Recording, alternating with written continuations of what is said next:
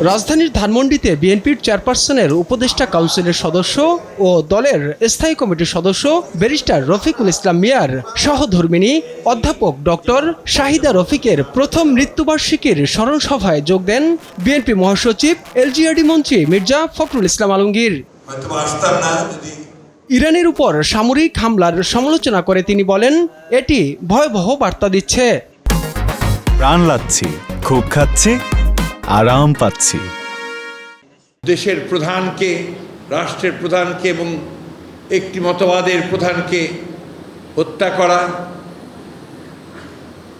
একটা স্বাধীন রাষ্ট্রের প্রেসিডেন্টকে তুলে নিয়ে গিয়ে জেলে পুরে দেওয়া,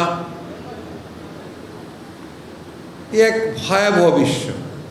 দেশের শিক্ষা ব্যবস্থা নিয়ে হতাশা জানিয়ে তিনি বলেন, ফ্যাসিস্ট সরকার গেল 17 বছরে দেশের সব শিক্ষা প্রতিষ্ঠান ধ্বংস করে দিয়েছে।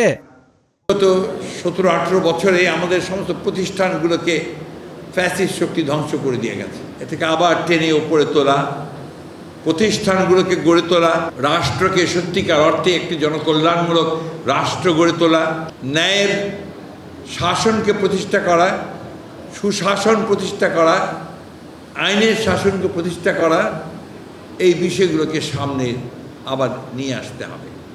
এদিকে মোহাম্মদপুরে এক অনুষ্ঠানে দলের সিনিয়র যুগ্ম মহাসচিব প্রধানমন্ত্রীর উপদেষ্টা রুহুল কবির রিজভী জুলাই শহীদদের সঠিক তালিকা না পাওয়ায় ক্ষোভ প্রকাশ করেন। আমরা গণতন্ত্রের দিকে এগিয়ে যাচ্ছি, হয়তো অনেকখানি হয়েছে।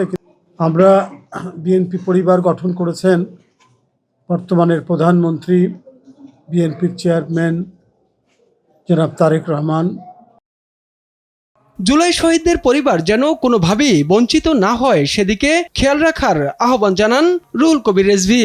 তাদের পাশে থাকার তাইফুর রহমান তুহিন, দেশ টিভি, ঢাকা। অঙ্গীকার করে আমি আমার